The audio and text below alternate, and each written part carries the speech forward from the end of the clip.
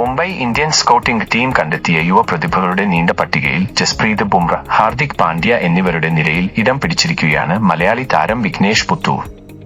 2025 Indian premier ലീഗിന്റെ Chennai super കിങ്സിനെതിരെ മുംബൈയുടെ ആദ്യ മത്സരത്തിൽ 24-കാരനായ ഈ റിസ്റ്റ് സ്പിന്നർ ശ്രദ്ധ പിടിച്ചുപറ്റി.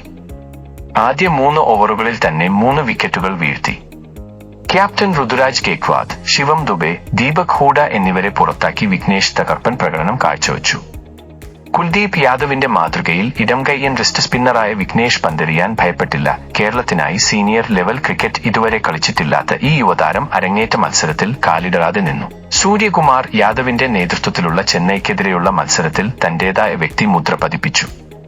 ചെന്നൈയിൽ CSKയ്ക്കെതിരായ മത്സരത്തിന്റെ 2ാം ഇന്നിംഗ്സിൽ ഇമ്പാക്ട് പ്ലെയറായാണ് രോഹിത് ശർമ്മയ്ക്ക് പകരക്കാരനായി വിഘ്നേഷ് എത്തിയത്. മലപ്പുറം സ്വദേശിയാണ് വിഘ്നേഷ്. അച്ഛൻ സുനിൽ കുമാർ ഒരു ഓട്ടോറിക്ഷ ഡ്രൈവറാണ്. അമ്മ KP ബിന്ദു വീട്ടമ്മയാണ്. സാമ്പത്തിക ബുദ്ധിമുട്ടുകൾക്കിടയിലും കുടുംബം അദ്ദേഹത്തിന്റെ ക്രിക്കറ്റ് യാത്രയിൽ ഒരു പിന്തുണയായി കൂടെ നിൽക്കുന്നു.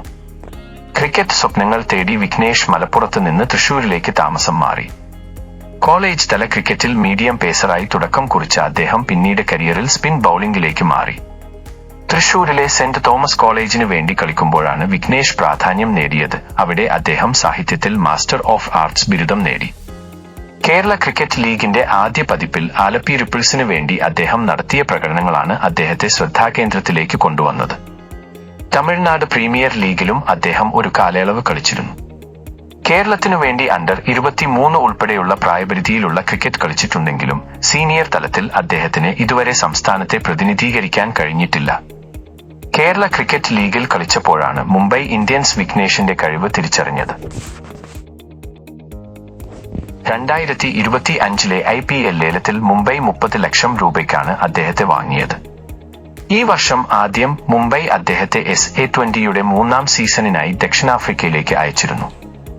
അവിടെ അദ്ദേഹം MI കേപ്പ് ടൗണിനായി നെറ്റ് ബൌളറായി സേവനം അനുഷ്ഠിച്ചു.